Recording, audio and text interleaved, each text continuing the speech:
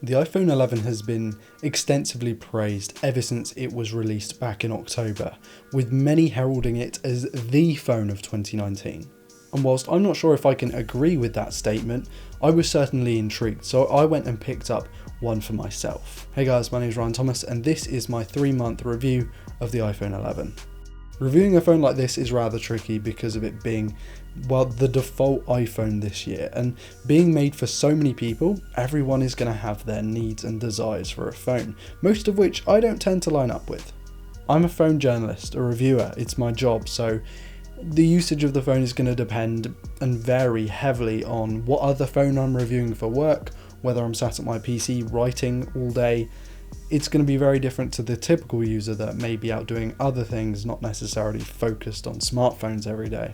What doesn't help is that this is an iPhone like no other before, and it sits in a confusing smartphone market of seemingly great and bad deals all at the same time. And sure, on the outside this phone looks similar to the XR from last year, save for the bigger camera housing, but between the price reduction, spec bump and most importantly the extra camera, the iPhone 11 is something that we've really not seen from Apple in a very long time. It's actually a decent deal and it's cheaper than the Pixel in a lot of markets. Some of you may know that in 2018 I dailyed an iPhone X. I bought it, I used it for a long time and I enjoyed it. I really enjoyed the footprint of that phone. That was one of my favourite things, is just how small it was given the bezel size and the screen size compared to the competition. This one is bigger, yes, but its use of rougher aluminium rails means that it feels more utilitarian.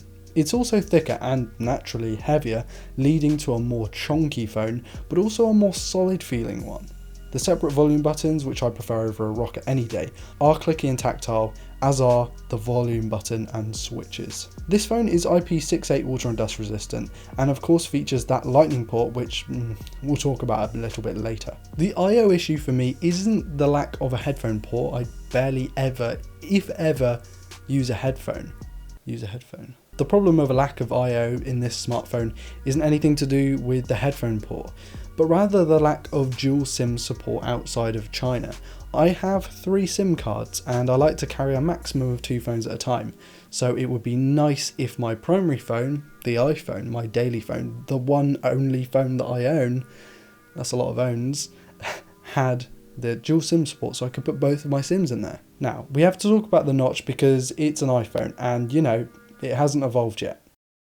I don't actually mind the notch. I prefer it over a motorised camera mechanism any day of the week, and even over a punch hole, but not over an under-display camera or a water droplet notch.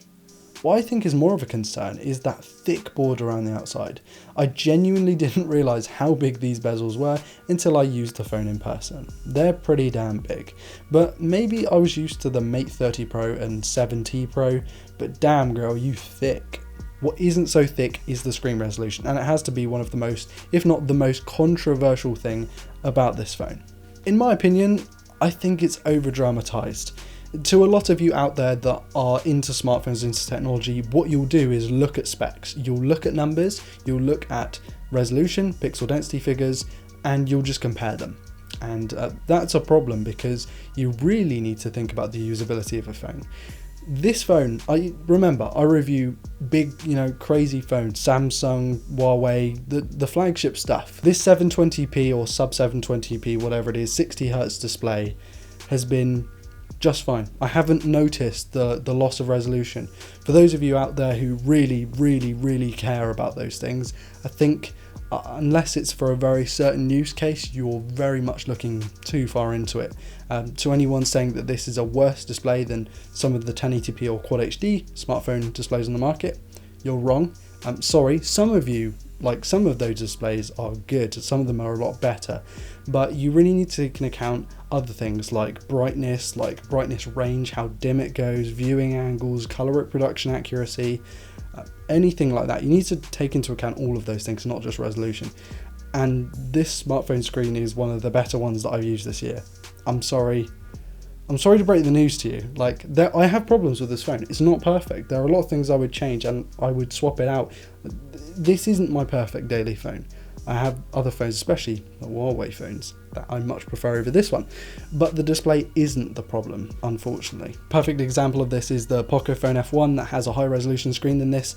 This thing absolutely demolishes it, like demolishes it, sorry. The 11 screen is far from perfect, and yes, far from the Samsungs and Huaweis of the world, but it's not a bad panel, it's a good panel, and some people have a lot to learn when it comes to device user experience. It's not all about the numbers. A few more notes on the screen.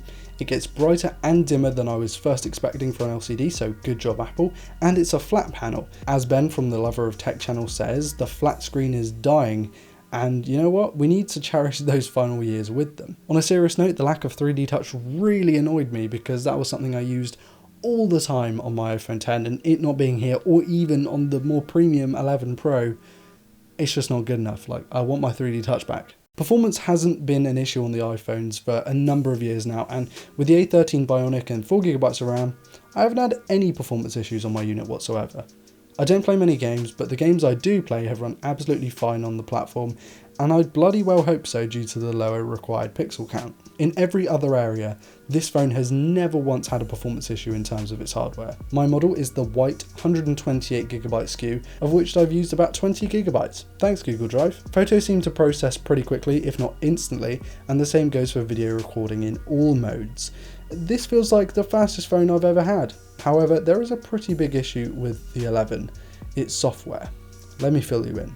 There's a stupid bug where the keyboard just disappears randomly, or only gives you the emoji keyboard, and there's no way to get it back. There's also the horrible RAM management. This thing kicks everything out of RAM, to the point where you probably wouldn't even notice I had 4GB of RAM, because you're only using about 512 meg of it before it all gets disappeared anyway. Otherwise, everything's perfectly fine. I cannot wait for the next iteration of iOS to come out. That said, battery life has been fantastic, maybe thanks to the hyper-aggressive task management, or perhaps due to whatever software trickery Apple is pulling, because a phone with a battery just a smidge over 3000 mAh isn't meant to be consistently delivering 2-day battery life. This iPhone 11 does. It does it every time, I promise you. Granted, it looks like I don't use my phone an awful lot thanks to the fact that my job requires that I sit at a PC all day, but as I've said before, your mileage may vary, and this is the same benchmark that I use for every other phone, so if we're talking about scaling, wow, this thing's got a good battery life.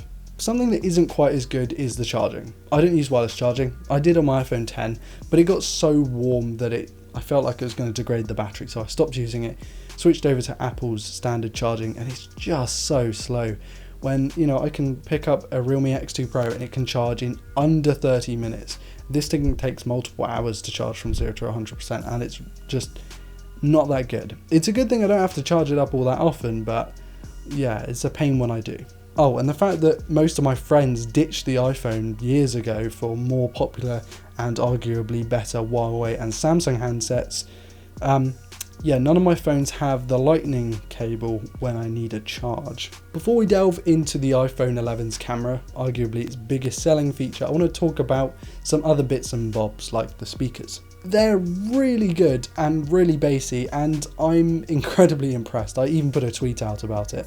For watching videos like from YouTube or maybe watching a live stream from Twitch, these speakers are brilliant. The lack of USB-C is the worst thing about this phone, by a long shot. Face ID has been massively improved, so nice one, and they've been selling heaps and heaps in the UK. Seriously, talk about taking back market share. Apple's on fire here in the UK. And now for the headline feature, the iPhone 11's cameras. These are pretty damn good.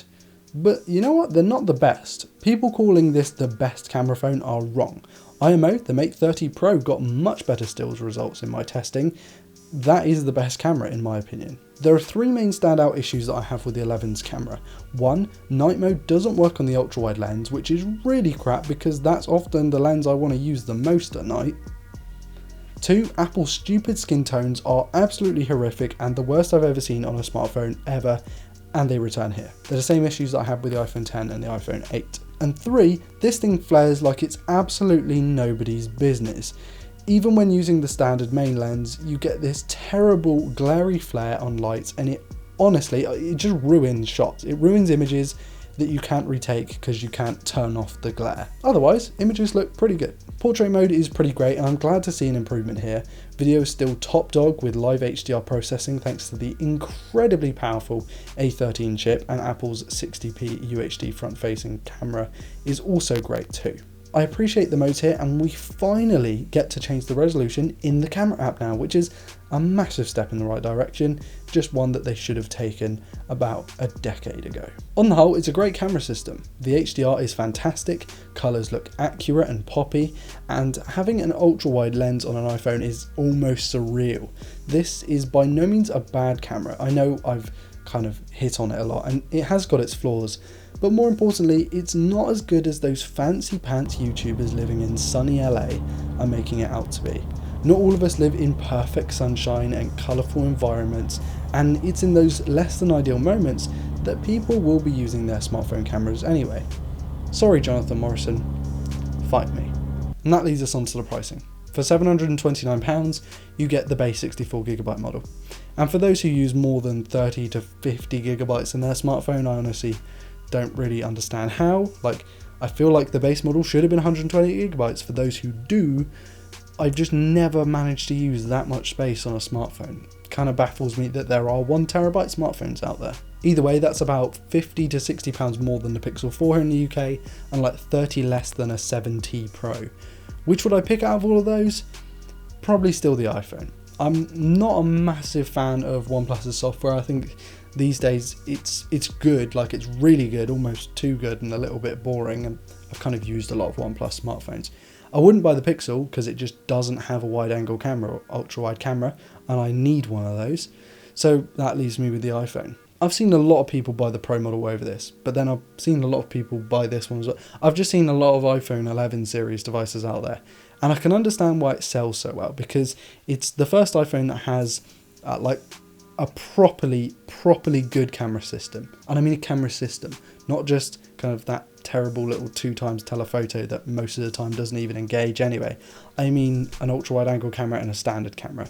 It's also the first iPhone in a while that I've had that has better battery life than most other phones. It doesn't quite get beaten by Huawei, but its standby time, it just crushes Pixels. I should make a video about that. Like, the standby time on Pixels is absolutely disgusting. Don't get me wrong, it's a good phone and I like it. I really like this phone.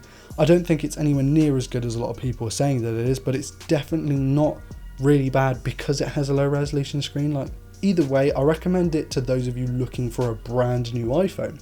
I don't recommend it to anyone else because there are better deals out there. Anyway, what do you think about the iPhone 11? Please leave your thoughts in the comments, and I'd love to have a little conversation about that with you. Please do like, dislike, comment and subscribe if you're new around here to never miss a video like this one. And thank you for sticking by me through these times where I'm just like not just straight up not uploading. I've taken a little step back and I'm trying to kind of regain a little bit more creativity and just instead of just posting random crap all the time. Also, you may have noticed the more ranty nature in these videos. I just kind of wanted to go off on one on this one. Anyway, thank you guys so much for watching. I want to give a massive shout out to my patrons. You guys are fantastic, so thank you for your continued support. It really is appreciated. I'm Ryan Thomas, and I'll see you in the next video. Peace.